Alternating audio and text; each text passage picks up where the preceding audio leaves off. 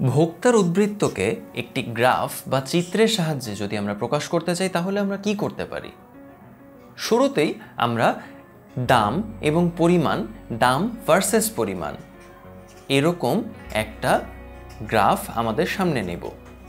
এরপরে আমরা সেই ভোক্তার যে ডিমান্ড লাইন বা চাহিদা রেখা সেটি হিসেব করব। ডিমান্ড লাইন বা চাহিদা রেখা কিভাবে হিসেব করতে হয় সেটি এর মধ্যে আশা করি আমরা অনেকেই জেনে গিয়েছি। এখন যদি আমরা দেখি যে বাজারে বিদ্যমান যেই বস্তুটি রয়েছে সেটির প্রাইস যদি P1 হয়, সেই ক্ষেত্রে ভোক্তা এই P1 পরিমাণ দাম পরিশোধ করবেন এবং তার পরিবর্তে তিনি পাবেন Q1 পরিমাণ পণ্য।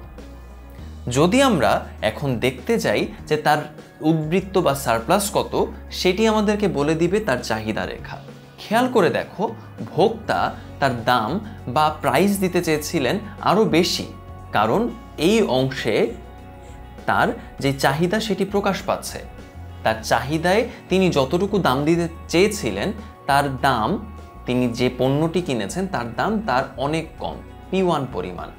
আমরা এখানে যে লাল অংশটি দেখতে পাচ্ছি, সেই লাল অংশটিতে ভোক্তার কোনো পরিমাণ খরচ হয়নি, অর্থাৎ এই লাল অংশ পরিমাণ যে অংশ আমরা দেখতে পাই সেটিকে আমরা ভোক্তার উদ্বৃত্ত হিসেবে চিহ্নিত করতে পারি।